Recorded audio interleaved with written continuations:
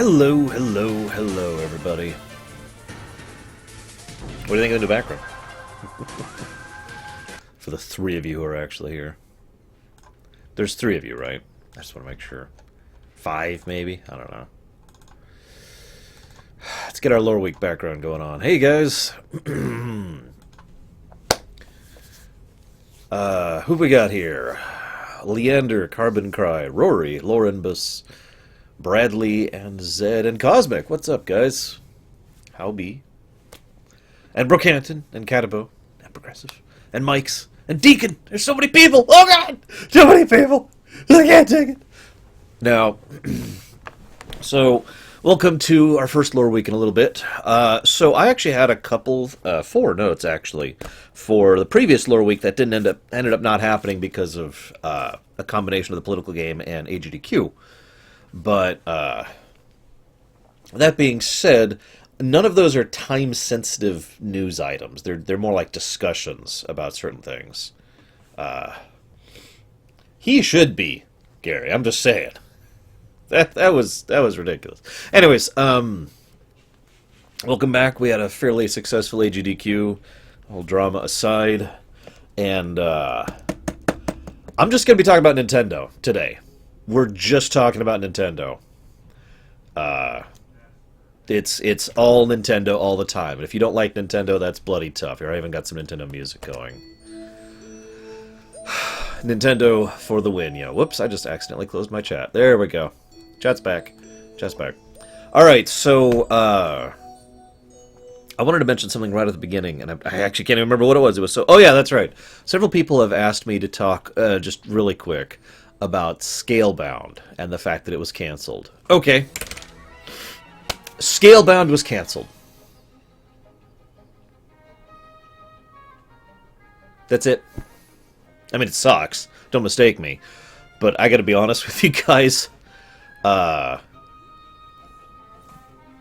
There's, like, no information. Now, granted, I haven't looked into this in a few days. But when I looked into the Scalebound thing, you know what I found out? Scalebound's been canceled. No why. No how. No what. Not what's happening to the team. Not if they're going to continue it with another team. Not any official statements about anything whatsoever anywhere. We know it was canceled. That's it. By the way, I want to see how this looks on stream. It looks like it's not transparency. So, I want you guys to tell me something. I've actually started a process, and I've been doing it this week, even though I haven't been streaming this week, to try and get myself into the habit. What I want to do is I'm trying to stop popping my fingers, and I've already been practicing my breathing. I've been doing that for years, but I'm going to try really hard to stop popping my fingers on camera, and it's very difficult for me to do, especially since it's such a habit, because I've been doing it since 4th grade. So I got me this little thing on a couple of recommendations. It's a form of a squishy ball. It's not an actual stress ball. It's just a thing. What I want you guys to tell me as I play with it in order to distract myself from popping my fingers is if it sounds disrupting, because I know it's not completely silent. Okay, like if I was to do this, you could probably hear that. And if I was to do this, you'd probably hear that. So I want you to tell me how disruptive this is and how this works for you guys, okay? Give me some feedback, alright? So, yes, Lurenbus, at noon. Not right now. We're doing an actual lore week right now. Okay, so, let's talk about Nintendo. Let's talk about the basics, first of all. Let me go ahead and take a quick timestamp. Oh, by the way, I'd also love to know you guys' feedback on the new intro. That is version 15 of the intro. It's not a joke. I've been keeping track. I've polished a lot of it, and I spent a hellacious amount of time on getting the music going for it. It was actually really stupid how much time and effort that took, and it technically doesn't even work. At least not the way it should. But anyways, so, feedback on that is also welcome. Switch! It is $300. The battery life is 2 to 6 hours. The Joy-Cons are tiny. These are the fundamental basics. Oh yeah, excuse me. We've got to switch. No, I'm sorry. So let me go ahead and... So like I said, $300, 2 to 6 hours. Those are the big news points. Truthfully speaking, almost nothing else that was announced at the Nintendo conference was actually relevant. Let's just be honest about it. They showcased a couple of games. They showcased a couple of specifics that we already knew, but were not officially 100% confirmed. You know, for example, we knew Skyrim was on it, but now they have said Skyrim's on it. You know, that kind of a thing. We've known that there's like 4 different ways to play, but we knew there were 4 different ways to play, etc. A lot of the information was just repeat padding, okay? The really important stuff, $300, 2 to 6 hour battery life, and the Joy-Cons being tiny. A joke was made, I think it was by Boogie Tonight 8, I don't remember. I had a few people who were paying attention to it as it was being announced. Basically, the joke goes something like this. Oh, the Joy-Cons are like Wiimotes for ants!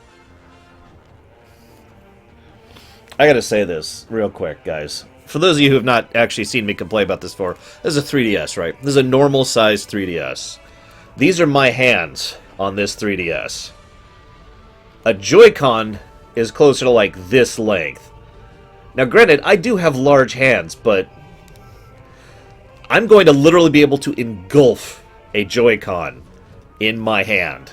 I do not like small controllers. And what I find funny is during the presentation they kept trying to showcase how the tiny controllers was a good thing. I find this funny for 2 reasons. 1, obviously that's not going to be true for everyone, but 2, they already learned their lesson on size with this size comparison. This is much better for someone with giant hands like me and much more comfortable to use. This is a new 3DS XL if you're not aware. That's like the first thing I want to talk about is the fact that the Joy-Cons look terrible. The odds... Now, I cannot 100% comment on them until I actually use them. So let's be 100% fair here. I'll actually use a specific example as soon as I move Yoshi, who's on top of it. Go over there, Yoshi. Until I actually got a hold of this thing. This is the Wii U controller. This thing looked terrible.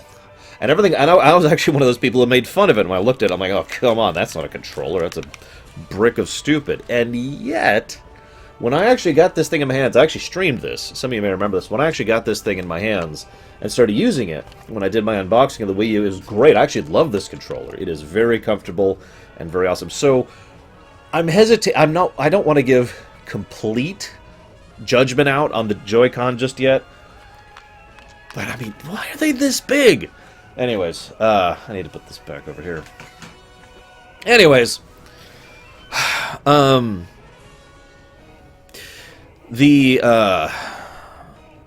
price for accessories is ridiculous. I don't have anything to say about that, really. The price on accessories is ridiculous. There's nothing else for it. They are charging way too much, especially since you're probably going to want to get a Pro Controller. There have been very unconfirmed, I want to stress that, unconfirmed reports that the Wii U Pro Controller will actually work for the Switch. I actually did some looking into this myself. I have seen nothing that actually confirms or even denies this. But I just wanted to toss that out there because it would actually be kind of cool if they did that. They won't because they want an extra $70 out of you, but it would be pretty cool. So yeah. The accessories prices is ridiculous and stupid. How's the audio volume, by the way? Next thing I want to talk about, I'm just going down my notes in order that I made them here, so this is kind of flow of thought. I miss Iwata. I'm sorry, I do. You know what I liked about him? Even though he always contained himself with a degree of professionalism and a degree of reading off of a script, there was a form of charisma to the man. And you could tell the man actually, to put it as nicely as I can, gave a damn. You know? He obviously actually gave a crap and was willing to be silly and stupid and fun for the sake of getting across his point. I really miss his presentations. And I never really realized how much I missed that until I saw the presentation they just did, because it was terrible! I'm sorry. What I saw... I'm going to phrase this the way I just phrased it to my stepdad. What I saw was people up on stage who have zero charisma, or negative charisma, and were pretending like they do. Very scripted, very wooden, very... And I wanted to slug the guy who kept making the Switch puns. Because... Let me give you an example. I made a note to do this. And I wanted to do this. Give me just a moment. Okay, I'm going to read from the Zelda wiki. We're going to be talking about Zelda later, by the way. Just a heads up. I'm just going to pick out one sentence here, okay? I want to get this point across. There's 3 ways, generally speaking, to do a presentation, okay? The Rito worship the sky spirit Valu and appoint an attendant to take care of him. At the end of Wind Waker, this attendant was Medivh. These attendants were also revered as teachers. The leader of the Rito people is their chieftain. Okay, that's method 1. Method 2. The Rito worship the sky spirit Valu and appointed an attendant to take care of them. At the time of Wind Waker, this attendant was Medivh. These attendants were also revered as teachers. The leader of the Rito people is their chieftain. Okay? Then there's the third way to do it, which is kind of what I prefer. So the Rito worship the sky spirit Valu. He's appointed an attendant to take care of him. As of the time of Wind Waker, this attendant was Medivh. You may or may not know her. Those attendants were also revered as teachers. Now, the leader of the Rito people, it happens to be their chieftain as well. You get me? The first is boring. The second is fake. And the guy who kept making the Switch puns was incredibly fake. And I hated it. It completely threw me out of the moment. I was so immensely disinterested in what he was saying. Because he was so blatantly fake. And then there were people up there who were monotone. And then there were people up there who were fake. Now... yeah, the lying on the couch, he actually does the most uncomfortable looking pose in the world on the couch there, trying to make it look natural. You can almost see his muscles vibrating as he's holding this very stiff, uncomfortable pose. Oh my god. Just what? So yeah, the presentation was god-awful. It is worth noting. Let me go ahead and say something that's kind of unpopular, okay? I like Reggie. I'm serious, I do. Reggie used to be very, very wooden and very, very boring. And whenever he's going off of a script in front of an audience, same thing. Very boring, very wooden. That's still true to this day. But I like Reggie for 2 reasons. Number 1, whenever he's allowed to do something fun, he embraces it instantly. I've seen that guy live. Reggie is a completely different person live. And I've seen him when he does his little skits. And he loves doing those little skits. Yeah, exactly. He Adam Wested. Reggie Adam Wested his own thing. Because everyone was making fun of him for so long about how wooden and stupid he was. And he just embraced it and said, yeah! And I actually like that. I think that's actually really cool. Those are the 2 things, the reasons why I like Reggie. So, that being said, aside from my pro-Reggie bias, I have to admit, when it cut over to Reggie and Miyamoto and... oh god, I can't remember how to pronounce his name. The Zelda guy. Aonuma? When it cut over there, it was like a breath of fresh air, because even though he was still doing the scripted thing, there was some actual real charisma in what he said. You could tell he was actually excited about what he was talking about, and it was frickin' Reggie being Reggie, and Miyamoto being Miyamoto, you know? And I liked that. It was just like, oh god, something I give a damn about. And then it went straight back to... oh, by the way, I'd like to clarify something. Obviously, we all make fun of the poor translator who was trying to translate Suda51's thing. I did a little looking into it. What happened was Suda51 went off script. See, the translator was translating off of their speech right there, so that he could... so he wasn't actually translating whatever they're saying, he was translating off the speech. He was actually a good enough translator to be paying attention enough to notice that what Suda51 was saying was not what was on his piece of paper. And that's why he just stalled. Because, as anybody out there could know, translating live without preparation from Japanese to English is not the easiest thing in the world to do. Whether he deserves to be fired or not, that's someone else's job to decide and not mine. But I did want to get across that bit of information regarding what happened with the translation issues. So, next thing I want to talk about, Suda51, that is very Suda51. Before I get into the games, because I really want to talk about the games, let me just say that, no, I have not, Deacon. Sorry, I've never even heard of that. I mean, it's a PS4 game.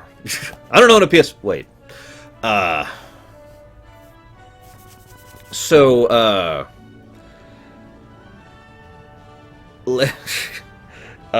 I was talking about that. Let me, so...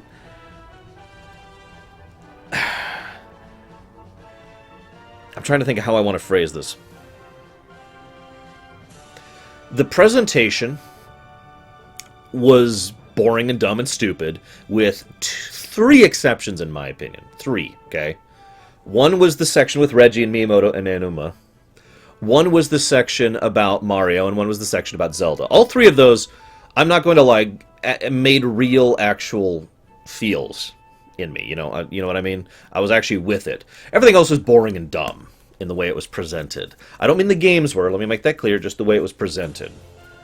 So, the reason I bring that up is because, for those of you who watched the Treehouse the next day, that was so much more Nintendo. It was people getting up and saying, let's play this part of the game. Play, play, play, play, play. Oh, this is cool. Let's play this part of the game. Play, play, play. Okay, cool. It was exactly what I actually want out of a Nintendo presentation. Alright, here's this game. Let's see how it plays. And then they pick it up and they play it! Right there! On the spot! If you didn't see the Treehouse, I know it's kind of long, but if you care, you might want to go ahead and watch it, because actual information and gameplay was conveyed during the Treehouse segment. I mean, I didn't even know what the Bomberman game was until I watched the Treehouse section, just to give you an idea of what I'm talking about. But anyways, enough about the presentation. The presentation was crap. Treehouse was cool. Moving on. Let's talk about the games. I haven't heard anything about that, Gary, other than rumors, of course. So let me address something before we talk about games. Right, there's one last thing I want to address before we talk about the games. Yes, I have pre-ordered a Switch. I was lucky to do so. I actually, ever since the night when they started talking about pre-orders going up, I actually had the Amazon page for the Switch on my phone, and I would just periodically check. Nope. According to a friend of mine, Dawn, they actually did open up sales like at 2:30 in the morning or something like that, and sold out very, very quickly. I was, of course, asleep during that period of time. But again, by luck, I was actually checking and noticed that the pre-order thing was there. Managed to pre-order it, got it in. I have a Switch coming. I have pre-ordered Breath of the Wild. I am going to be doing a premiere run of Breath of the Wild on March 3rd. That is a Friday, and it's already on the website. GD Bets, I'll actually talk about that. But I want to talk about this because about 10 minutes after I successfully pre-ordered my Switch, they were gone. As in, they were sold out. Now, I do firmly believe that the culture of scalpers is in at least part responsible for this garbage and for the situation that we're having with this. But I do find it interesting how they have produced what appears to be a ridiculously huge amount, by all accounts, of Switches for pre-orders at multiple stores, I might add. And yet, they still, as of now, have not restocked NES Classics. Just think about that for a moment. I mention this because I am in the camp of people that think that there are multiple reasons why Nintendo has been having supply issues with the Amiibos, with the NES Classic, with the Switch, with just about everything they've pushed out lately has had supply and demand issues. Now, I do believe it is at least partially artificial scarcity, but I don't think Nintendo as an overall aggregate is enforcing artificial scarcity. That actually I firmly believe that there are certain individuals at Nintendo who are pushing for artificial scarcity. I do believe there are certain individuals at Nintendo who do believe that they are selling toys and not video games and don't understand the colossal difference between those two things. I do believe there are people at Nintendo who are stupid enough to think that a scarcity situation is beneficial for them. And I do think there are people at Nintendo who are actually just incompetent and did not actually anticipate the demand for their product. This is my opinion on the scarcity situation we've had. I think there are several different groups involved, and all of them are basically stumbling in the same direction for different reasons. That's my opinion on it. And I have actually looked into this. Actually, about 2 or 3 weeks ago, I did a whole study on the NES Classic situation specifically to try and look into it. Unfortunately, there's not a huge amount of facts available in order to look into it, but by all accounts, it's not an issue with the factories, to put it into such a term. I know that's not an accurate term, but you know what I mean. They don't have an issue constructing the NES Classics. And that's the only really legitimate reason there, because they certainly don't have an issue shipping them. That shipping strike ended, like, last year. You will have to ask diamond manufacturers about that one, Andre. Now, here's the weird thing, though. See, here's the thing. I firmly believe there's at least one person at Nintendo who's thinking we can do the same thing the diamond people are doing. The diamonds are not the only example; they're just the most obvious. You know, artificial scarcity, driving up the price so they can charge tons of money for them, right? But Nintendo's not doing that. They're not driving up the price. When NES Classics are re-released, they will be $60 again. So,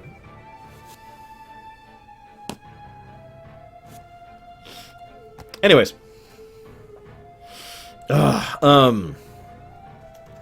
As for the NES Classic, I was vaguely leaning towards getting one. It's the kind of thing that I probably would pick up, and that's the truth. But I'm not super interested, to be completely honest. I'm not mega invested in it. $60. Now, right now, I have to pay. I have to renew my car insurance. I have to pay taxes, and I have to dump some money on a few other bills right now. So right now, like if NES Classic came out right now, I probably wouldn't actually watch it or buy it. Excuse me. But that's because, you know, I'm kind of tight for money right now. If I was doing flush financially speaking, yeah, I'd probably pick one up. But I'm just not that invested, and I don't care that much. Which is funny because even if I was invested, it wouldn't frickin' matter. I am not spending 1 penny more than $60 for that product. Because A, and I'm going to say this as clear as I can, fuck scalpers. And B, it's a $60 machine. In fact, honestly, I'm not even sure it's really worth $60. Let's go ahead and talk about, so I talked about the scarcity situation, I talked about, oh yeah, right. So one of the things I've been asked about 5 times, I want to say, during the course of the week is, have I pre-ordered a Switch and why I have pre-ordered a Switch. I actually had people asking me that in chat, I had people asking me that on my Twitter, I had people asking me that on my Tumblr. Let me go ahead and answer this question clearly and decisively. The reason, okay, because someone asked, are you sold on a Switch? And the answer is, I'm not sure. Let's assume for just a moment that I'm not doing what I'm doing right now, that my show does not exist, okay? Let's just pull that out of it for a moment.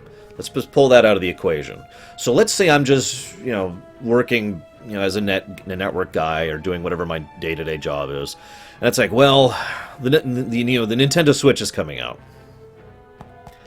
Now see, here's the thing. As is, I am absolutely not sold on it. And I say that because, and I've said this before, one game is not enough to justify a console. I said that about the PS4. I've said that about many consoles, honestly. A console lives and breathes on its gaming library for me. This has always been true for me.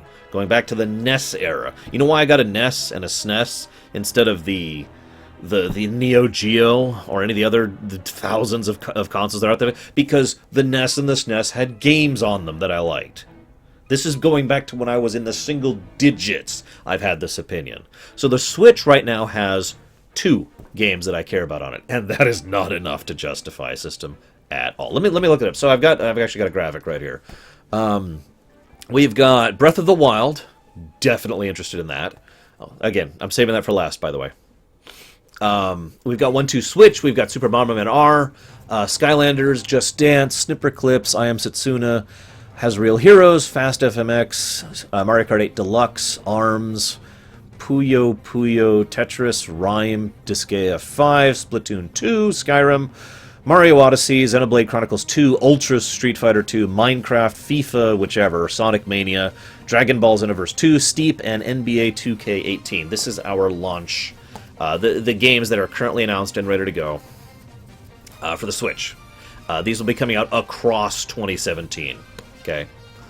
Now, of these, 2 of them I am absolutely sold on. 3 of them I'm at least interested in. Fire Emblem Warriors? You're right, there was a Fire Emblem game. Why is that not on this list? Because there was a Fire Emblem game. In fact, I even have a note about it. What else do I have here? What else? We also got Dragon Quest 10 and 11, a Shin Megami Tensei game, the Square Enix game of Stupid, Last Guardian is probably coming out. Okay, that's all I've got on my list, sorry. Again, though, that's like 5 games, maybe. That's not enough to justify a system. Here's the thing, though. The reason I say that I would still be on the fence about getting a... the reason I would be on the fence... I already said that, lots. Roots. The reason I'm saying I would still be on the fence is because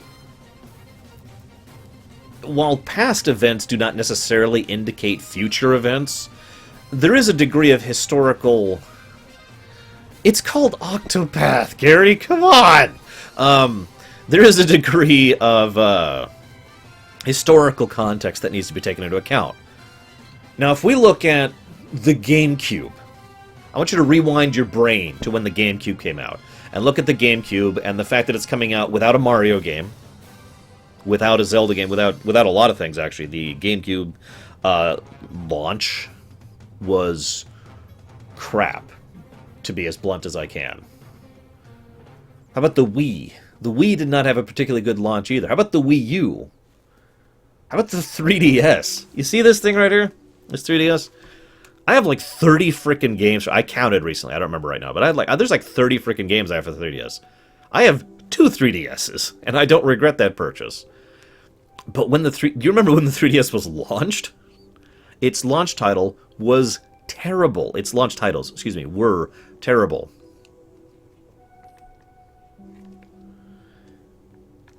You get my point? Every single one of these consoles have had a bad release. Yeah, N64 is another good example, by the way. N64 also had a bad launch release. So, on pure faith, I would be tempted to buy the Switch. Just because I have enough faith in Nintendo that they will eventually make the console worth the damn. And honestly, I think the Wii U is probably my best example of that recently, because when I got the Wii U, it was given to me by Spirit. I still remember. I'm still thankful. Thank you, Spirit. I know you don't watch my show anymore, but thank you, nevertheless. When the Wii U came out, there were, I think, 2 games on it that I was interested in. It was a kind of a... It was the side-scroller Mario, which was not interesting, and the Wind Waker HD port, which was a port, you know? Right? Obviously, I do not regret my Wii U purchase at all. It has had a ton of great titles for it. I have loved the hell out of playing this. I've got like 4 or 5 just right here of awesome games that have been on the Wii U, and that was totally worth it. That was a risk. That was something I was really hesitant about. It paid off. So at this point with the Switch, I'm in exactly the same situation. Not as a video guy, but as a player. It looks like it's kind of okay, but I'm willing to put it on faith. I'm willing to put $300 down on the table and say, prove yourself to me again, Nintendo. You've done it before. Do it again. I mean, hell, you can ask Gary. Gary was a very early adopter of the 3DS, and that early 3DS just there was nothing on it, you know. Anyways. When we bring the show into it, though, I realized something, and I gave a whole speech about this, which I'm not going to repeat here. It's the reason why I have a PS4 sitting next to me right now. It's my show. This is my job, and I should take my job seriously. I should not take personal opinion into account when it comes to this. I shouldn't. It is my job to cover video games, so I have to buy a Switch. It is taken out of my decision, just like I had to buy a PS4. That decision was taken away from me. I'm not saying that like it's a bad thing. I'm just saying this is the reason why, that really is the core reason why I went ahead and just bought a Switch and made the effort and tried to get it, because it's my job. So, kind of confused. So let's go down the list here. What do we got? Let's talk about Bomberman first, because I don't actually even have that on my notes, because during the thing it was like, not that. Oh, hang on. Maybe.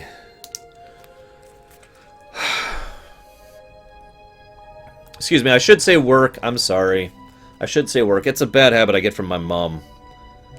My mom has a saying, which is literally just, it's my job, man. And with a little bit of emphasis on the J there. It's my job, man. In other words, what she means by that is this is something that I take very seriously because I have a strong work ethic and consider myself a professional, and therefore, even though it sucks to do ABC, I will do it because it's my job, man. So I do occasionally refer to it as my job rather than my work, even though those are not my terms because of my mom. Just explaining that really quick. This is my work, but it's also my job, man. You with me? Anyways, let's talk about Bomberman. So, Bomberman looks really boring. I'm just going to say it. I did actually watch what they're doing with Bomberman during the Treehouse stuff. I had that on the side while I was watching the GDQ, and it looks like Bomberman 64. Better graphics, obviously, but it looks like Bomberman 64. It looks like literally someone ported Bomberman 64 to the Switch. Not sold. At all. Also, they introduced a mechanic I wanted to talk about. So you can do stuff in-game to earn gems, okay? When you earn those gems, you can spend those on cosmetic stuff. Okay, I'm with that. Has a little bit of a stink of microtransactions, but I'm still with that as long as there aren't microtransactions. Then we add to the fact that that's how you continue. So when you run out of lives, in order to hit the continue button and gain a fresh stock of lives and continue the level, you need to burn gems on that.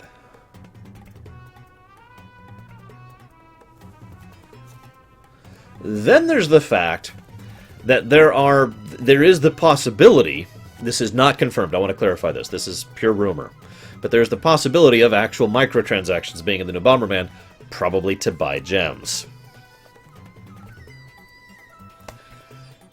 And that's crap. I'm just going to say that as bluntly as I can. You guys know me. You know I try to be neutral. You know I try to see both sides of the equation and argue why corporations do terrible, stupid things, and you know all that stuff. But I got to be honest, that is stupid. That is not something that they need to be getting into, especially with a game that is already basically just a port of Bomberman 64. I do have a very small topic I want to discuss about Bomberman 64. Anybody who's watched my show for any length of time knows I am a huge fan of proper remakes. Emphasis on the proper, right? And I've defined that before. Final Fantasy IV DS, there you go, proper remake. Super Mario 64 DS, proper remake. It's very easy to define a proper remake, really. But one thing I am... So it may sound weird when I say that I don't feel like just the same gameplay is okay. What I mean, to explain what I mean by that, I'm a big fan of iterative game design. I've talked about this with Assassin's Creed, I've talked about this with Dynasty Warriors, I've talked about this with Pokemon, I've talked about this with Elder Scrolls. I have talked about this with several different franchises over the years. Because if you look at any of those franchises, I mean really look at them, not just a surface thing with simple facts, but if you go under the surface for complex facts, you could see how the game design of those franchises has iterated over the years until it's gotten better. Or worse, depending on your opinion. But it has definitively changed. They have added to the gameplay. You with me? So what I despise is when someone comes up with a new game that's just the old game with a new skin on it. It's, you know, hey, here's... I'm just going to say it again. It's Bomberman 64. There's nothing new that they demonstrated during the Treehouse. And I watched for quite a while just waiting for something else to come out. Anything else to come out. Yeah, sorry, my left finger is having issues, so I'm deliberately popping this one occasionally. That's different. I'm doing that one on purpose. Anyways, you know? And it's not like they can't do stuff with Bomberman, because they have. I've seen alternate Bomberman games. And as Takoida points out, we were talking in chat about how you can iterate on the Bomberman style. And there are several directions you can go with Bomberman. So let me make my opinion clear. I'm not in support of basically just, here's the new game, and it's the old game. It's Bomberman 64 again. I am not in favor of that. Now see, Carbon Cry, that's not true, because the gameplay of Telltale is all about the storytelling. It's all about how you actually interact with the story. You're right in that the functionality of the game hasn't changed, but that's like saying the functionality of playing in first person hasn't changed. Yes, we have one. So, while that's true, it's not actually the meat of what I'm talking about, or indeed even relevant to the concept. I would argue strongly that the gameplay of Telltale games has moved forward, because I have played several of them and I've seen how they've changed over the years. That being said, I do think they peaked, at least over what I've played, with Borderlands. But anyways, let's move on to the next game. That's Bomberman. Hang on, let me take another note here. I'm just going to rapid fire a few here. I actually have a couple of things. Give me just a moment. Where are they? Here they are. No, I don't want to play that. I'll get copywronged into oblivion for that. Okay, so I do want to show off one thing here. So we're going to pause the music. I'm going to shut the hell up. And I'm going to show you this. So, I wish this was in English, but whatever. I'm going to Elysium for you, is what that says. Looks gorgeous. I'll start with that. It does make it feel like you're actually on the Titans now. I'm not going to let you stand in her way.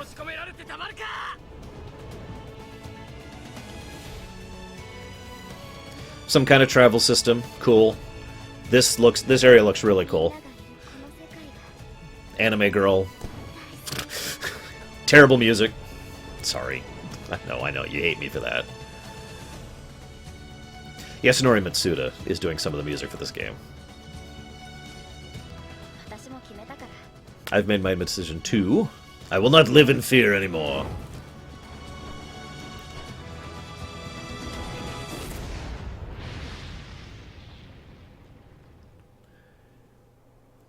There's the Tree of Mana in the background. I'm kidding. I don't know what it is.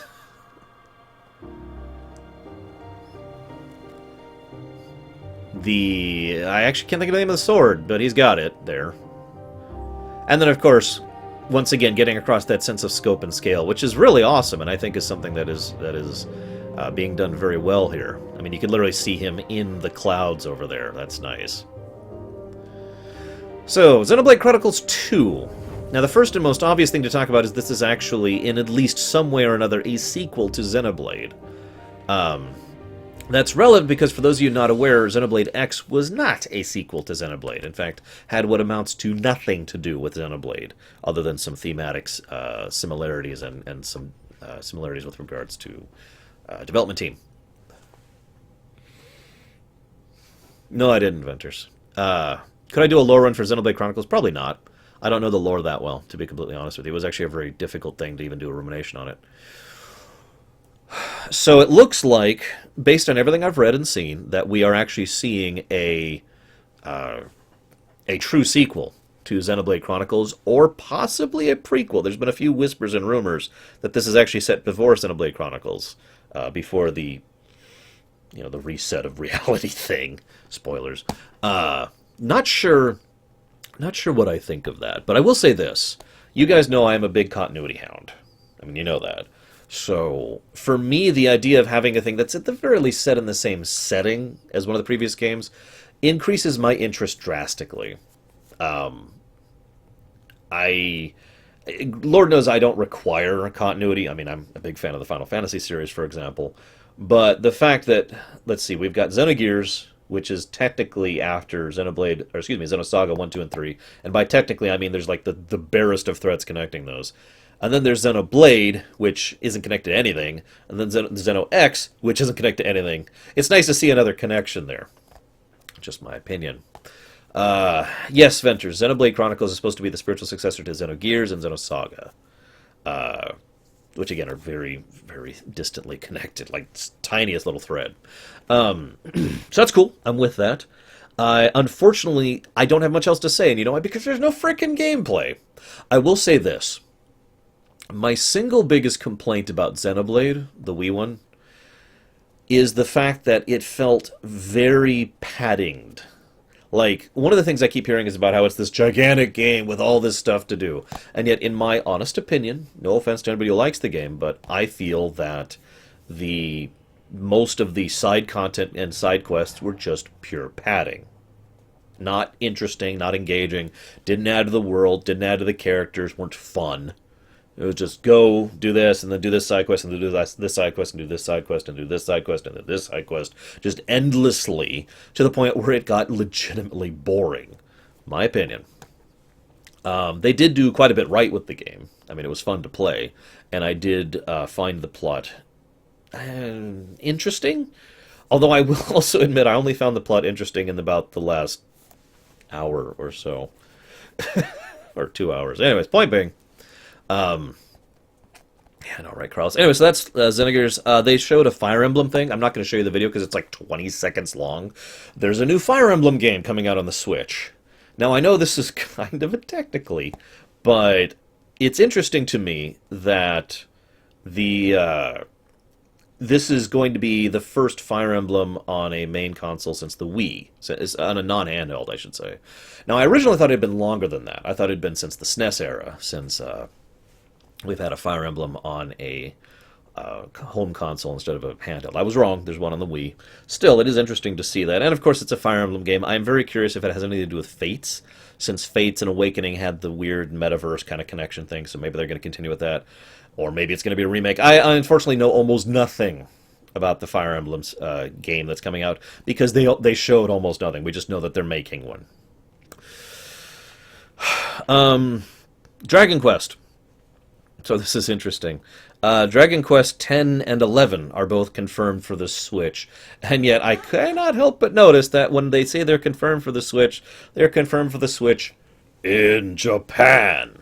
No mention was made whatsoever of Dragon Quest 10 or 11 coming out in Europe or in the States, just in Japan, which is terrible and awful and horrible, to be as blunt as I can. We've already had that problem. I argued and ranted and raged for years about how Dragon Quest VII for the 3DS wouldn't freaking come out here, out of the freaking wouldn't come out of the Japanese region. That bothered the crap out of me, because Dragon Quest doesn't sell outside of Japan, which is actually factually not true, by the way. I have seen the financial numbers on the Dragon Quest series out here. Anyways, that's confirmed. There's doing a Shin Megami Tensei game. I have no idea what there is about it. Shrug. Shin Megami Tensei. Moving on. There's this Square Enix game called Octopath Traveler. I can't even say that with a straight face. It's Octopath Traveler, really? It is a game that looks at least interesting. Unfortunately, as with so many of these, there's a reason why I am rapid firing these, because we don't know anything. I don't know what the story is. I don't know what the gameplay is. It looks like they're trying to have...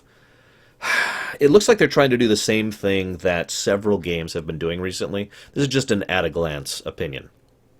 But any of you who've played World of Final Fantasy, or Final Fantasy Tactics Advance, or FF13-3, there's been several instances of games that have come out from Square Enix, well, I shouldn't even say recently, for the last several years, all of which have had the same overall theme to them. And that theme is, you're playing someone from the real world, whatever the real world is, and all of this other fantasy stuff is basically from a book, or from, stories or tales, or is fake, and is going to be, and you as the real person are going to be interacting with the fake things, that whole thing.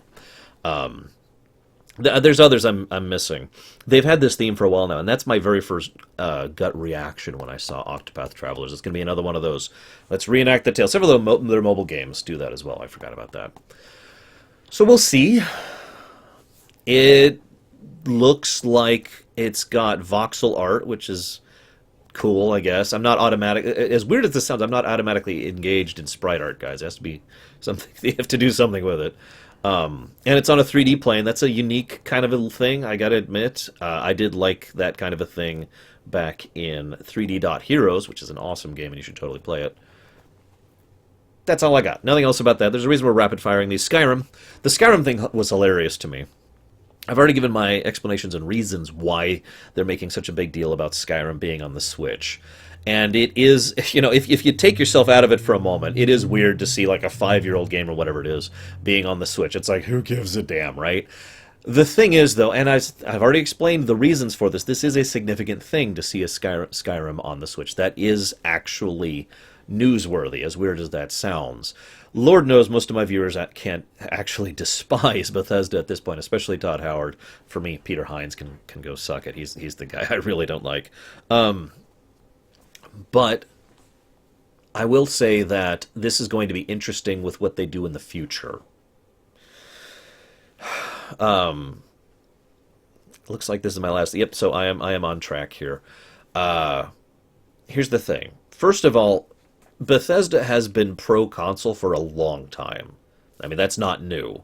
As much as I personally think of Elder Scrolls games as PC games, and I do legitimately think of them as PC games, I have to remind myself every now and again that they've come out on consoles. The fact is that they have been coming out on consoles since Morrowind. Cool. That's actually... So seeing them kind of supporting Nintendo, that's cool. The possibility of mod support, which hasn't even been talked about, I'll go ahead and say that. But there are a few possibilities. It is possible that Bethesda will actually release mod support for the Switch, which has its own possibilities and is cool in its own little way. So we'll see. And of course, if Skyrim's on the Switch, that means it's also kind of likely that Elder Scrolls 6, which we know they're already in the process of working on, will also be on the Switch. Now, that kind of leans nicely. That's all the rapid-fire games I want to talk about. Let me talk about the next thing I want to talk about, and that thing is the online thing. The wording. I've actually combed over the wording on their online support FAQ. If we're to take it at face value, it's bad. It's bad. It is possible that this is just Nintendo not knowing how to communicate. This has actually happened before, where they say A and what they actually mean is B. But there's no matter how you look at it, no matter how they're communicating it, one way or another, you have to pay for online support, for online gameplay, and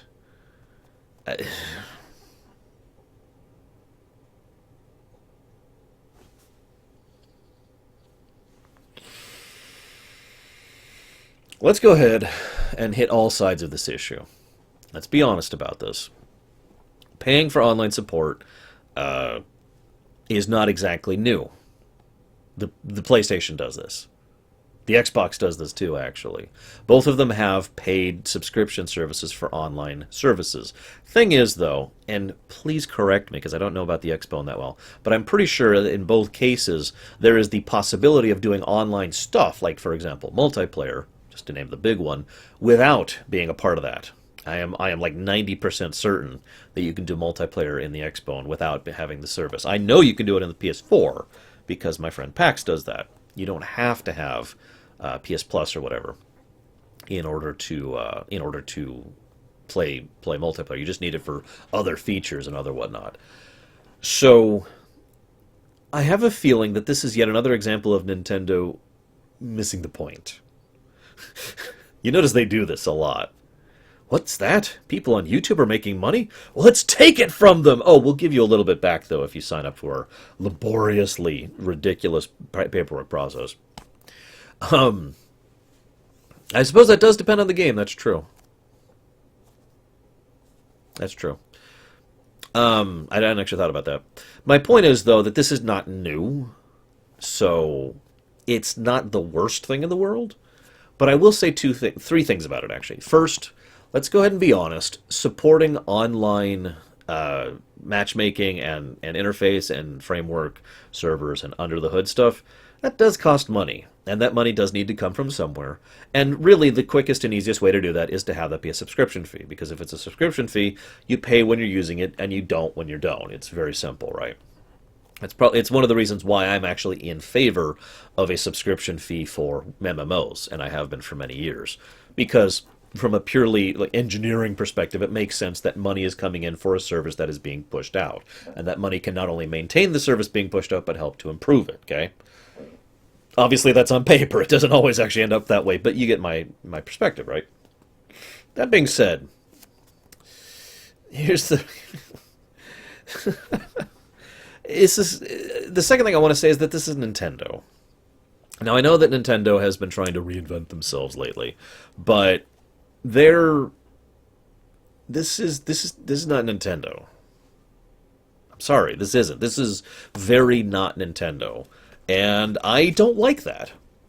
This may be a simple case of it's change and I don't like it. I will freely admit that that might be what's going on, but as much as Nintendo makes boneheaded mistakes and has done stupid stuff for decades at this point, since I was a kid, I've always expected a certain level of quality from Nintendo. Maybe that's on me. Maybe that's my fault, and in fact it probably is. Let's be honest with ourselves, my fault. But for example, let me give you a direct example. Let me pull up this right here. I'm not going to actually pull it up on the screen because that'll take too long, but Mario Kart.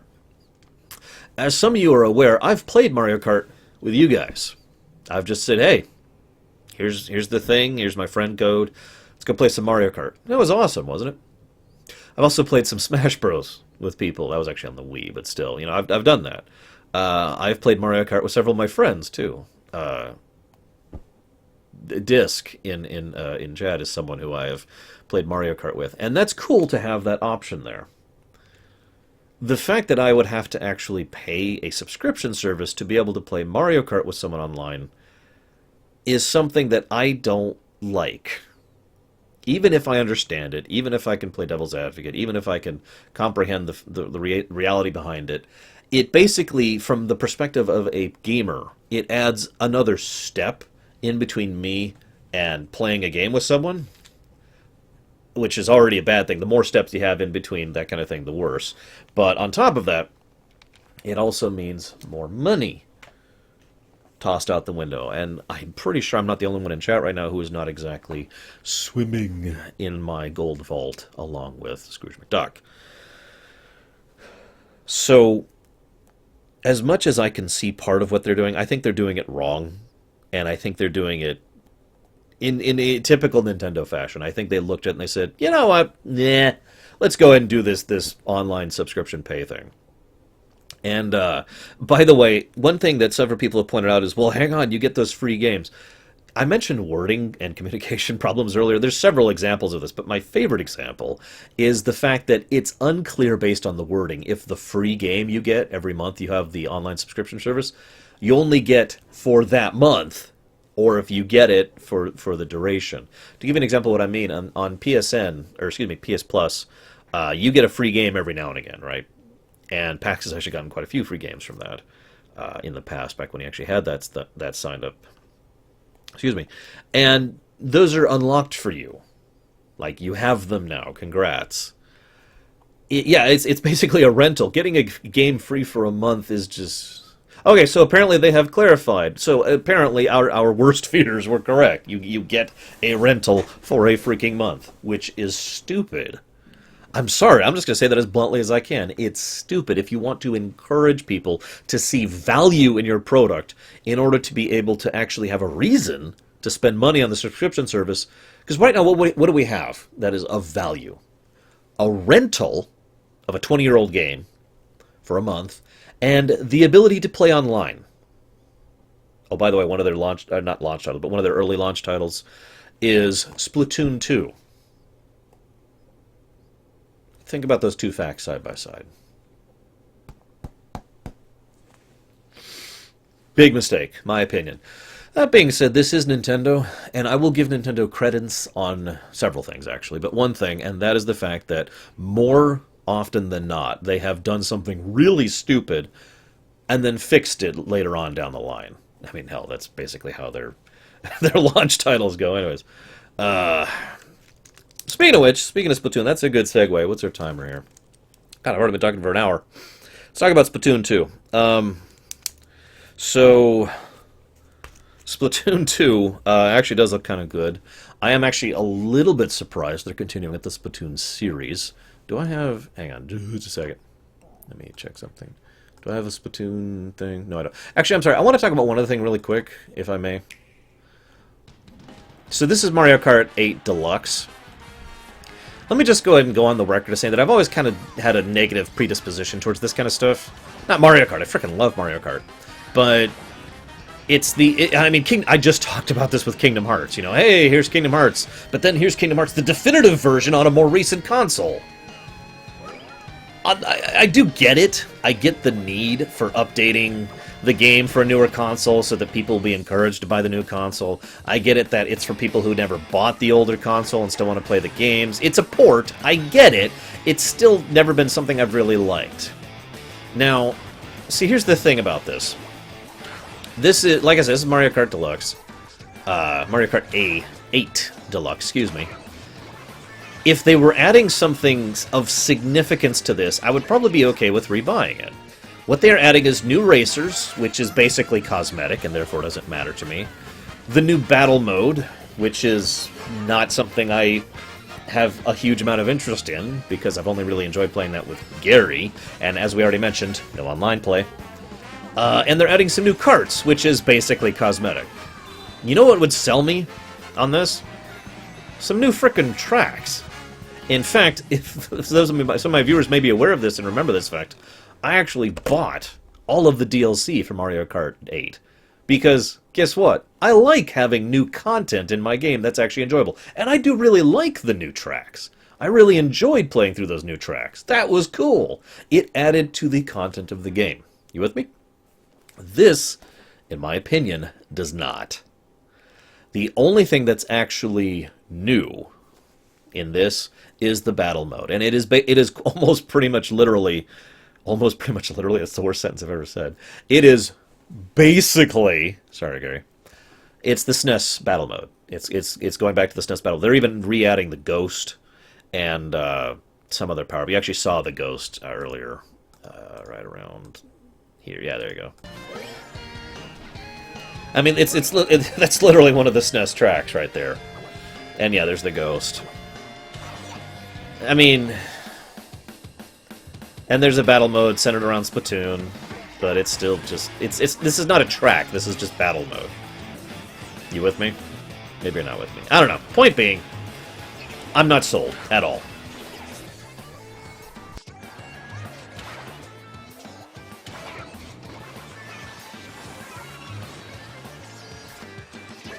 I'm sorry, there's one other thing. I'm sorry. I'm being disingenuous. I forgot one other thing.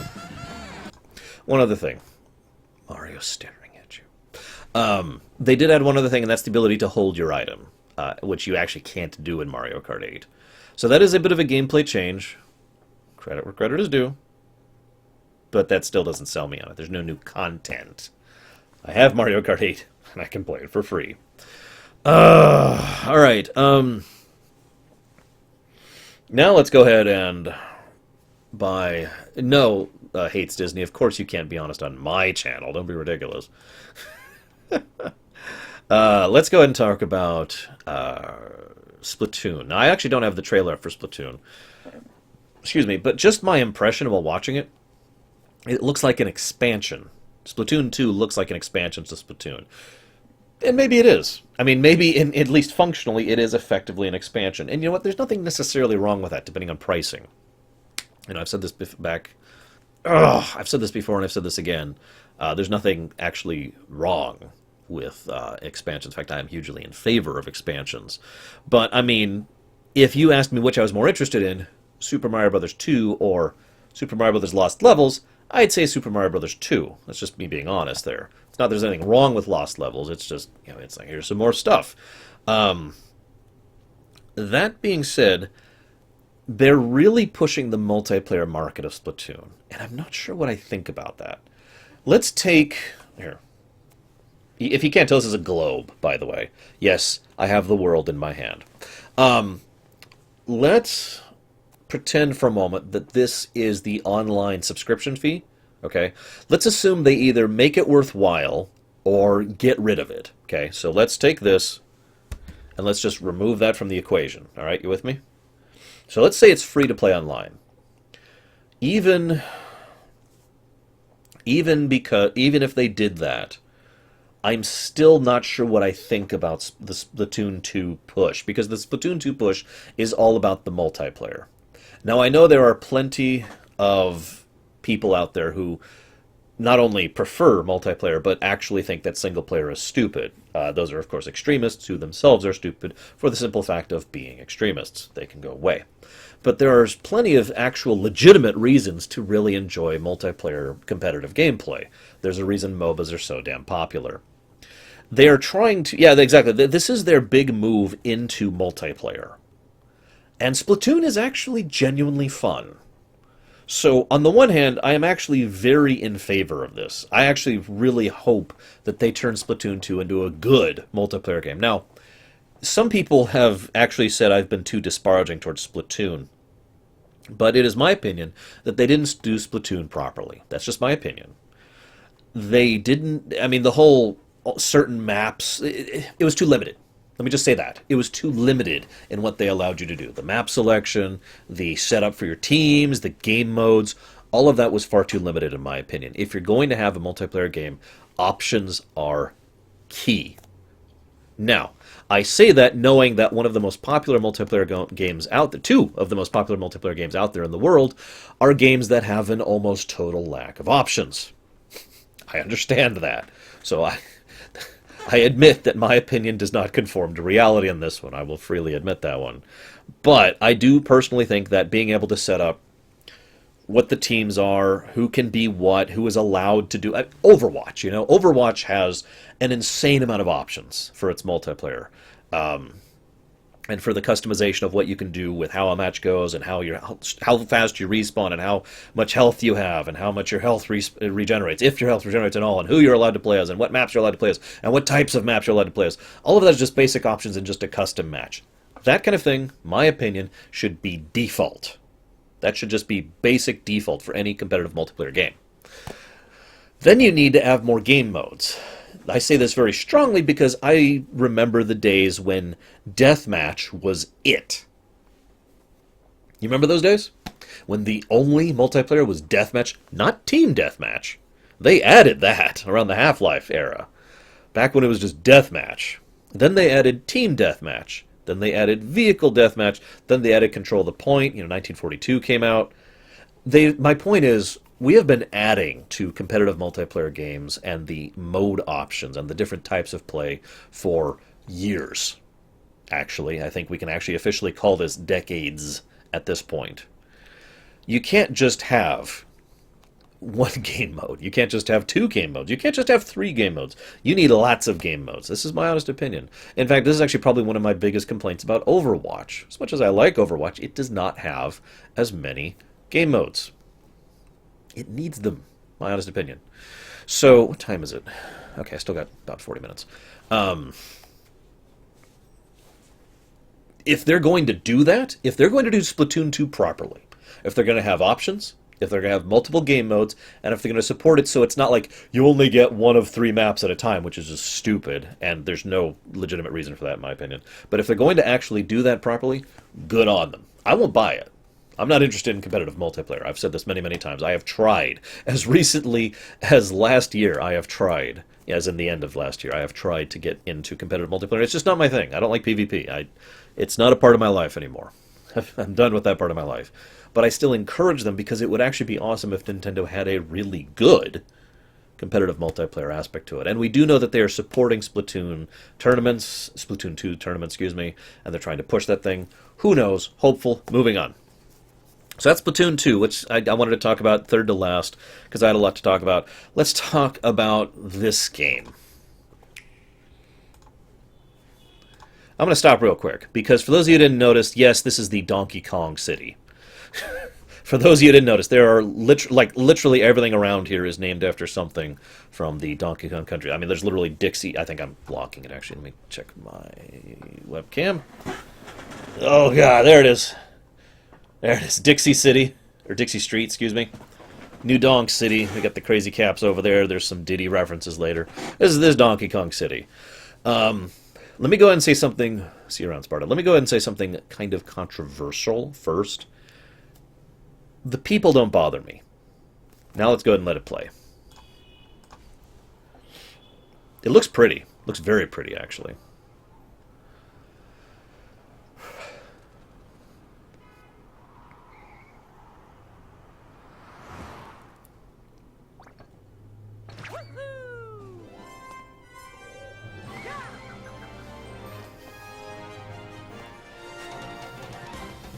So, Pax and I both had the same basic reaction to this. This looks fun. Like, this looks fun. I'm actually really excited about playing this game. This is one of the... Yeah, me too, Gary. This is one of the three games that are coming out on the Switch that I'm completely sold on, and I will be pre-ordering and buying it day of, because this looks fun! I know I keep saying that word, but I really have nothing else to say about it. It looks like a fun Mario game. Now, here's the thing. I admit I was a little hesitant because you know what else this looks like? This looks a little bit, just a little bit, like they've got some open world elements to this. Now, it doesn't look fully open world. It's not like what they're doing with Breath of the Wild, but there's several aspects of it that kind of make me think open world kind of a thing, you know? We'll see how it actually comes out. Unfortunately, I didn't actually get a confirmation if there was actually open world elements to it or not. But stuff like this, you know, mini games that you can do, interacting with NPCs, and large open areas with lots of stuff to do in them. I mean, you get where I'm going with that, right? Also, I'm sorry, this is my honest opinion. Bowser looks awesome here. I think Bowser looks cool, okay? It takes a real man to be able to wear an outfit like that. Anyway, so yeah, our new gimmick is the hat-throwing thing, and of course the hat has frickin' eyes, because he's a Cthulhu creature. And of course we see some fairly classic levels like this, which, as per the Mario standard, look good. I mean, I'm sorry, but I don't know what the hell's with the rabbits. I really don't. I'm not sure what's up with that.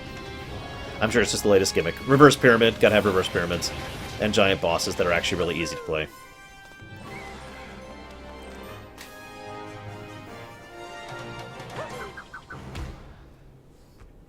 And then, of course, the eyes, which is just terrifying. Although Pax and I both actually had the same reaction to that. This is Mario's Minish Cap. Unfortunately, I don't actually have a lot to say about this. This is a game that, like I said, I will be buying. It looks fun. There's lots of really good level design stuff that's like, as they show off quite a bit of actual gameplay. Thank you, Nintendo, for continuing to do that. You know, there's actually a lot that they do with... I mean, this is a great example right here. You can actually see a fairly large amount of this level here. You can see some of the jumps you'll be doing in the distance over there, and there's actually some ice stuff on the right that you can interact with, you know, blah, blah, blah. It's fine, Permeus. I accept that anything I do... It doesn't matter for sound when it comes to Nintendo. Nintendo will actually copy wrong video as well. So it doesn't actually matter whether I have it muted or not. Anyways, this is something that I find interesting. So, these look like new characters to me, which is funny, because if you're actually paying attention, you see that airship they're on? It is clearly styled after the usual Koopa airship, except if you look on the front, rather than the usual Koopa or Bowser head on the front, it's a frickin' rabbit. Do you see that? You can see, it might be partially obscured by the chat here. Let me actually move it over just a bit. There, you can see it now. You can see the ears most clearly distinguish it. But when you can see it in motion, you can see what I'm talking about with the... Right here, I'll play it in motion here really quick so you can tell. Or actually, let's put it over here. So you can tell what I'm talking about. Here, just watch. It's going to go really quick. Right there. Do you see it? Let's see if I can get a pause.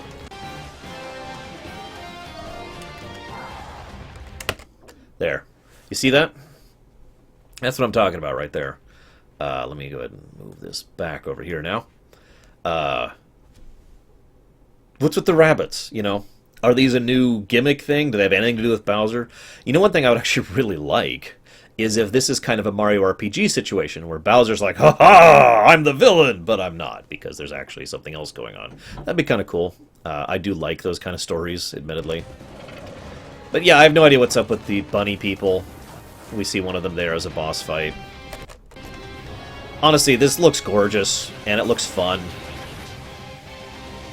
Like I said, guys, I'm sorry, but this actually looks like a game that I will be buying, Deb, and I'm very excited about it. I do want to talk about one other thing, though. I mentioned how the people don't bother me. This screen right here best describes why. The people don't look realistic. I know that's weird, but one of the things that bothered me most about Sonic 06 is the fact that they were trying to make them look realistic. And, well, I mean, obviously they failed because of the time and the graphics at the time, but my point is they were going for the realistic aesthetic. These look like people from Sims, which are not realistic, which I'm okay with, because it kind of fits the aesthetic better. That is just my opinion, and I know that absolutely no one else has that opinion either. I have heard quite a few people who absolutely despise the humans being here in New Donk City. But yeah, like he said, yeah, I think these guys look like Sims, and I'm okay with that because Sims itself kind of has the same general aesthetic of Mario, anyways. I'm with it. So, just my thought on it. Gary's going on an epic rant that I don't have time to read right now. This looks like a cool level, by the way, like the crystal vegetable place. I also like the looks of the jungle, which here we go, right here. And, of course, the water looks gorgeous. Yeah, Sonic 06 had much worse problems than the humans. I do also have to say, the level of detail, and we can see this here in actual gameplay, the level of detail in New Donk City is nice.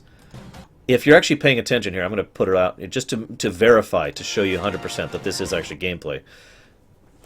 Just one more frame. There it is. You see it on the right? Where's my screen so I can see what you're saying? Right up here. You see that? That's a checkpoint flag. Like in the Mario Galaxies or the 3D Worlds or whatever. So I like it. It is clearly some awesome stuff, and I do generally enjoy what I'm looking at. That's a good question. Is this 60 FPS? I mean, I can tell if the video is 60 FPS, but I don't know if the game is. The video is 30 FPS, what you're seeing right now. So I don't know if the game itself will actually be 60 FPS or not. That would be awesome, Leander. And of course, here's another example of what I mentioned earlier. You can actually see the same tower that I showed off earlier. I'm getting the weird impression that what they're going to do, and I would actually like this, because this would be a nice little iteration. I talked about that earlier. This would be really cool, in my opinion. So, usually Mario games follow one of two possibilities. Hub World, Mario 64 is a good example of that, or Overworld Map, Mario 3 or Mario Galaxy 2 are good examples of that, okay? So, what I think we're seeing here is something that's kind of an in-between. This is just my impression. I'd love it if I'm right on this one.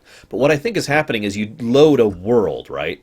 But rather than loading, like, a level or a stage of a world, or a particular variant of a world, you just pop into that particular region, and then there's like side stuff you can do, and there's just other things you can do, and then if you feel like going after one of the stars, you can just go do it. Of course it's going to be stars, we always know it's stars. But if you go after one of the stars, you can just go do it. You can just go in the direction of where that star is, and start doing the level that happens to be around that star. You with me? You understand what I'm saying here? In other words, imagine if all of the stars were always present in Mario 64. Like, if I know several of them are, but imagine if you could just load, you know, the Bomberman battlefield, the Bob-omb battlefield, and all of the aspects of the different Bob-omb battlefield levels are all there, and you can just go and do whichever star you feel like. That's kind of what I'm talking about. I think that would be a cool concept if they pulled that off. Also, once again, you can see the checkpoint. It's under the chat over there. And there's a couple other things, NPC-wise, I could really analyze, like the Day of the Dead people back there. Yes, I did, Leander, and you're right, it's absolutely cute. And I don't know, I think I've run out of things to talk about on this, with one exception, as soon as I find it. Where is that? Hang on. It's giving me issues. Gotta get all the things.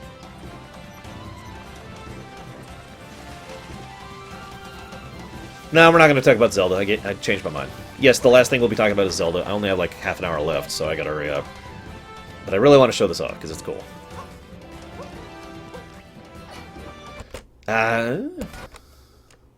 So, this is probably the best Hammer Brother ever, right here.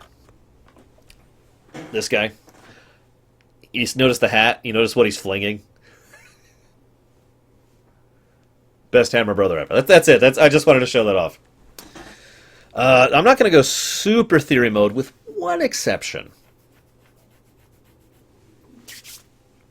Let's talk about Zelda. Frying pan, bro, exactly. So, Zelda. Let me get a timestamp here really quick for Zelda. Let me just go ahead and say that I am in no way ashamed to admit that the Zelda trailer brought the feels out in me. And that's when I saw it in Japanese. Within about 16 minutes after that, they released an English trailer, which I have for you to show to you. First, we're just going to play it. I'm going to go silent. We're just going to play it. It's 3 minutes and 50 seconds long.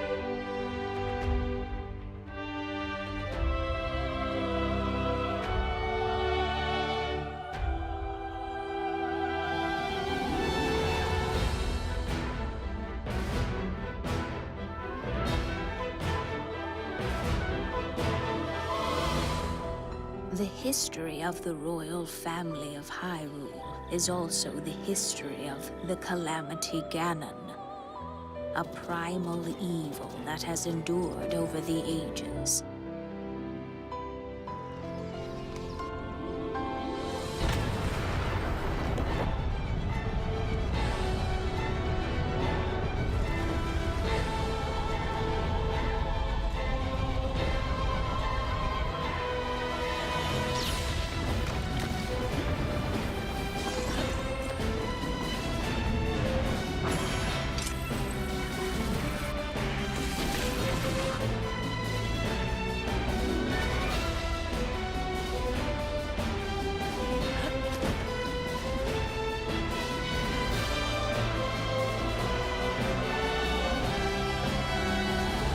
That look on your face tells me that you have no recollection of me, however. I think you are now ready. Ready to hear what happened 100 years ago.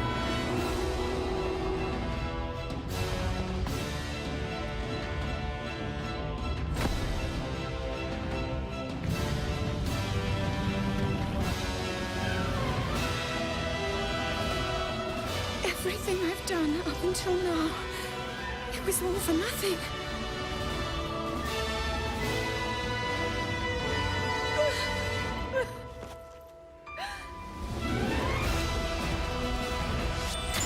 Here it comes!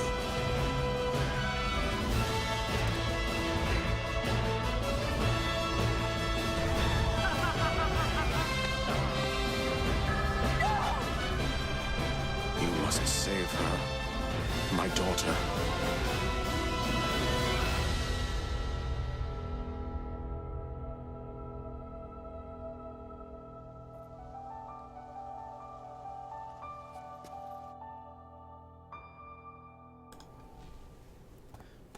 Hoi. Let me go ahead and start... Oh, sorry. Let me go ahead and start by saying something really unpopular. I really like the English voice acting for Zelda. I mean that sincerely. She's kind of understated, and I like that, especially given what we're going with. So I'm going to go ahead and mute this now, so I can jump all over the place. So let's go ahead and start this here really quick. Two things.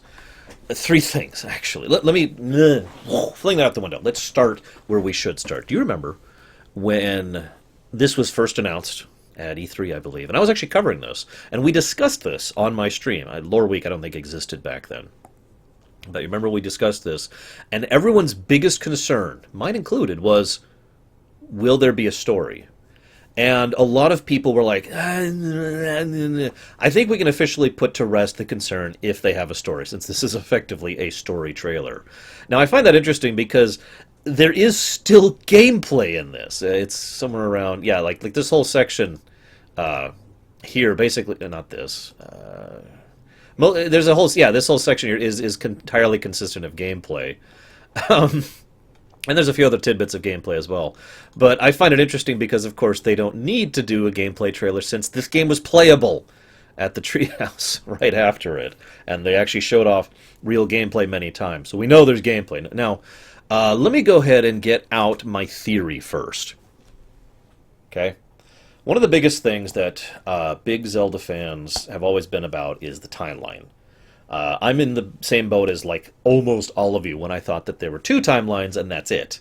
Now, of course there were two timelines. Wind Waker and Twilight Princess made that adamantly clear that there were two timelines out of Ocarina, and everyone had that same theory. Then they brought in the third timeline, and that was crap, whatever. I think this is after Wind Waker. Now, there's only three reasons why I think that, but I want to share all of them. I want you to pay attention to the top right of the screen. Okay? See those guys? Do you recognize those guys? Because if you don't, you need to play Wind Waker more.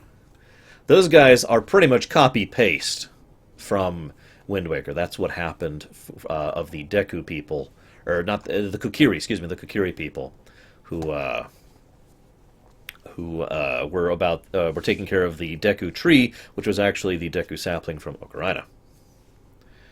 Next point. This is a very small point, I'll admit it. But, I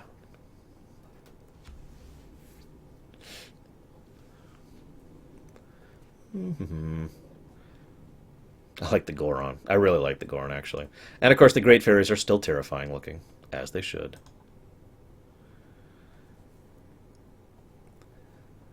That guy.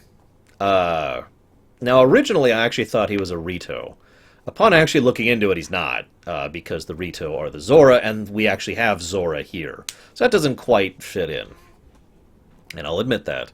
But that guy, the very first thing I thought of when I looked at him was Wind Waker. It just screamed that to me.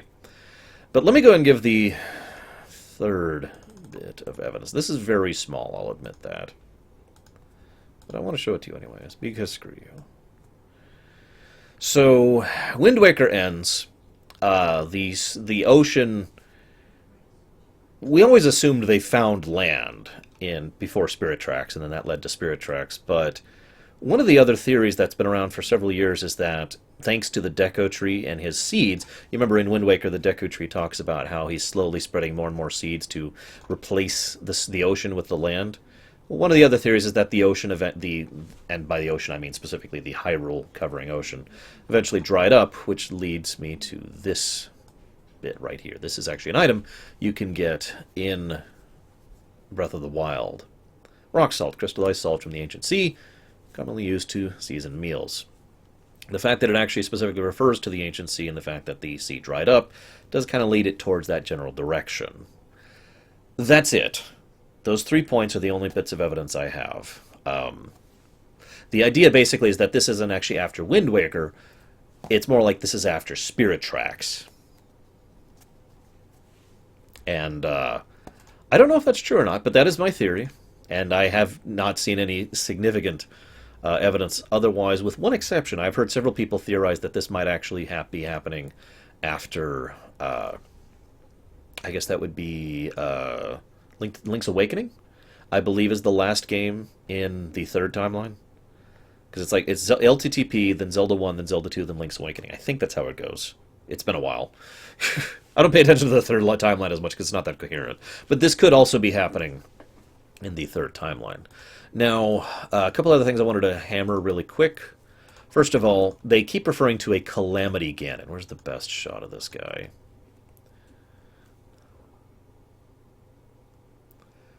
There are definitely some things in here, most notably the Guardians, that very strongly are reminiscent of Twilight Princess and its overall aesthetic, most notably the Twilight. There it is! That is actually Calamity Ganon right there. And there will be another shot of him. I'm just going to let it play because I don't remember where it is exactly. The Zora are the Rito in Wind Waker, so on. But I get what you're going with that. Hang on. There he is. There's Ganon. Look at him. I'm serious. That is him. That is Calamity Ganon. They've already confirmed that. Now, it's easier to see in motion, but he does have a distinct face, which does look like Ganon. In fact, you can kind of make out the horns there, and of course he has the eyes. I'm not sure what to think of this. What is interesting, though, and I actually looked this up, so as I mentioned, the game was playable at the Treehouse, and one of the new bits of information, because it was playable in English, was the fact that you can talk to more of the monks, which are the shrine guys you go to and talk to. One of them says, and I'm going to pull a direct quote here, I am a humble monk, blessed with the sight of the goddess Hylia, and dedicated to helping those who seek to defeat Ganon. Now, I make that point because everyone else who refers to him in the entire game, who is not with the monks, calls him Calamity Ganon. Capital C, capital G. I'm not sure if there's any significance to that, but I wanted to bring it up because it's interesting and it makes me wonder what the hell's going on with this. And I'm not sure what to make of that. Of course, then there's some other cool stuff. There's a lot of gameplay stuff that they showed off. Most of the plateau was completely playable. There was a few other things that are really tiny stuff I'm not going to even mention. All of the monks are Sheikah, by the way. Make of that what you will. I don't know what it is, but that's confirmed. They're all Sheikah. So that's cool. I wanted to show off a couple other things. What do we got here? It's really not letting me seek in this, which is really strange. The Master Sword, of course, looks like crap. The Great Deku Tree is in this. That's 100% confirmed.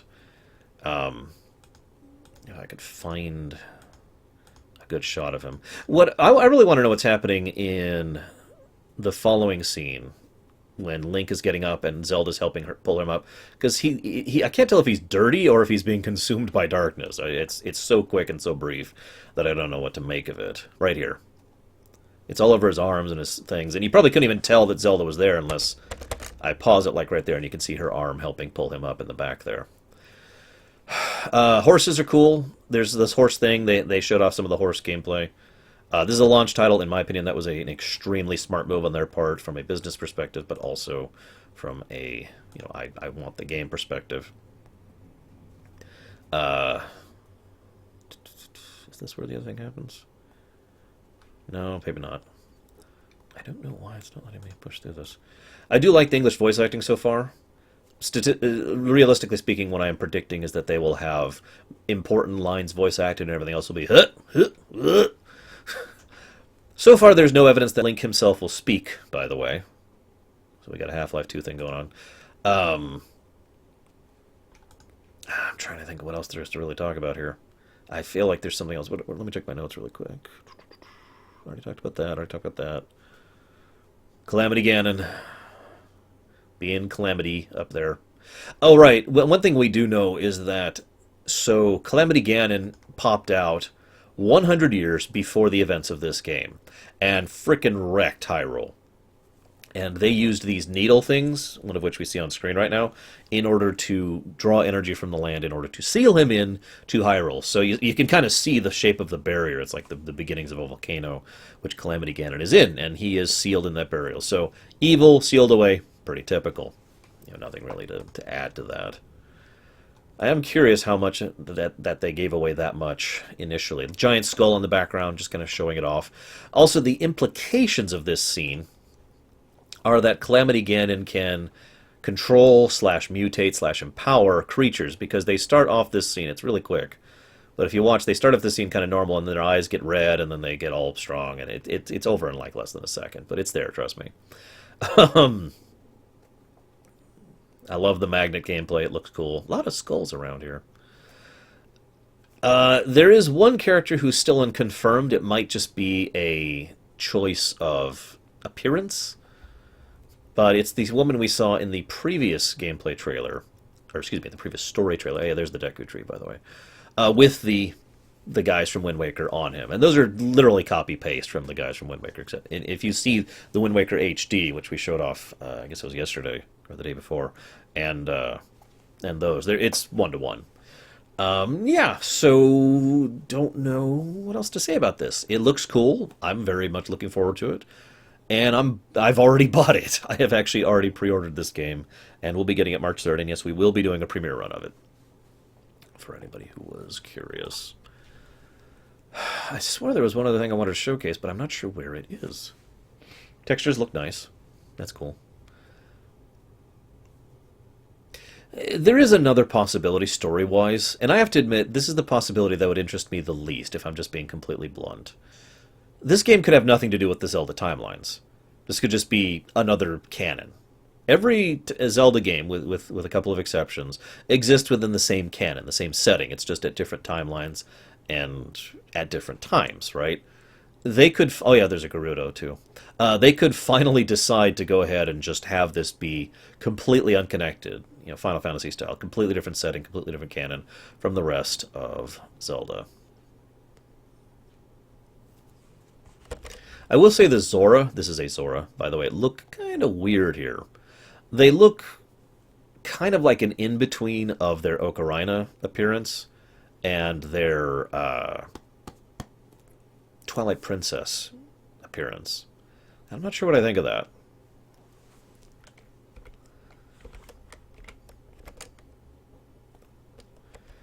Got to be terrifying. It's very important to be terrified by the Great Fairies. Every Great Fairy has to be terrifying. It's a rule. Damn it, I was trying to get the Gerudo. It's just kind of cool that we see that there are still Gerudo. There's still Koroks, Gerudo, Zoras. We, of course, saw the Goron earlier. And whatever the flying guy is. I don't know who the hell that guy is. That's a little better shot of what the Zora look like right now. But you can kind of see it right there. It's very obvious. Also, this looks... at first glance, I thought this was underwater, but it's actually not. You can see out the window there. There's trees right there. So unless those are underwater trees, unlikely.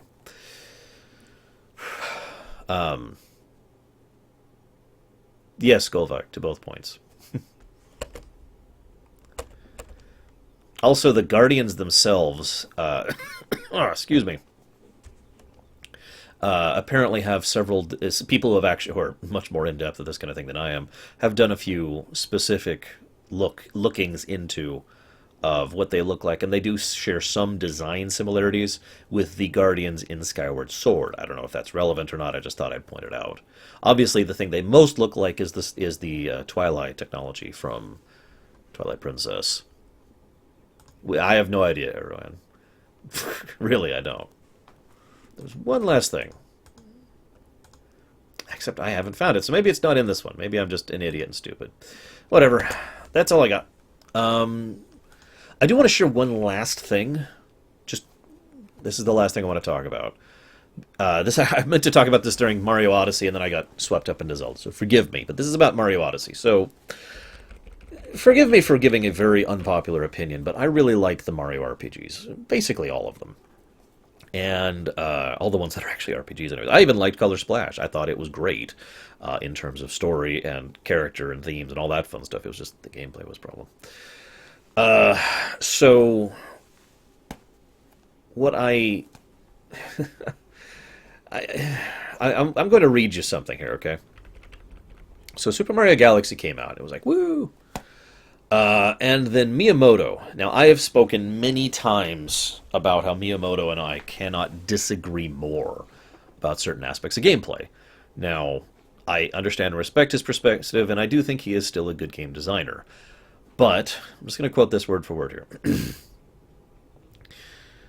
I'd like to go with as little story as possible. I've always felt that the Mario games themselves aren't particularly suited to having a very heavy story. Scroll down, scroll down, scroll down. That's great. Go away. Ah, crap. Hang on. There we go. I just feel that the Mario games are something that should be much more bright and active experience.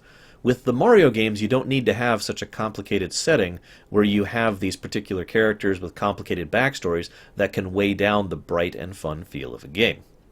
I feel that even if all that you have is the villain is just simply a villain and you fight them, and you throw them down, you find out, well, that wasn't such a bad villain after all, that's enough story for ultimately what is about a very fun experience. Scroll down. Yeah. Refresh, because it's dumb. Now, I mention this because as much as Odyssey looks fun, and it does, there's another gentleman here named Yoshiaki Koizumi. I hope I'm pronouncing that correctly. And he adamantly disagrees with that. He's the type of person who, whenever we're working on a new Mario game, he always wants to bring more story elements into it, as he did with Mario Galaxy. Now, that being said, for those of you who don't know, Mario Galaxy 2 was originally supposed to have a fairly large amount of story to it. However, Koizumi, God, I hope I'm pronouncing it correctly, who was actually working on the story for Mario Galaxy 2, was shot down. And I'm just going to quote Miyamoto here, word for word. Well, I put a stop to that at the beginning this time. And he punched the air for emphasis. So... And again, there's a reason I prefaced this whole thing with, I like the Mario RPGs, because they have a fantastic story. Good characters, good themes, good sometimes a good plot. Just lots and lots of fleshing out of the 5 aspects of what makes up a story, right? And I think that's awesome, and I think it's one of the reasons I am still a fan of the Mario RPGs to this day. I also find it hilarious that he seems to think that you can't have a Mario adventure in a game with a lot of story, because I mean, there's so many examples I could name of where he's wrong about that. Sorry. So I wanted to mention this with regards to Odyssey, because I would almost guarantee you that Odyssey is going to have the story of Mario 3D World. For those of you who don't remember, Mario 3D World's story, at least I should say Mario 3D World's plot, to be more clear, had this much dialogue throughout it. We could infer that Bowser had captured these fairies and was using them to build stuff. That's about it. That's about all we got for story in Mario 3D World. Now, I loved Mario 3D World. It was a very fun game. But can you imagine if Mario 3D World had the story of, just to name one example, Super Mario RPG? Or half of the Metroids? Or anything else whatsoever that actually involves having a real story? So I just think it's a damn shame that Miyamoto still has his clutches on certain aspects of Nintendo game design and story design, for that matter. And I am so glad that he has kept his fingers out of Zelda. That's it. That's all I got. I'm going to take a very brief break. I'm not even going to shut down the stream. And then we're going to talk about the political game. So anybody who is here for the political game, yo. Anybody who is not, I'm going to shut off the thing. So I'll talk to you in a bit.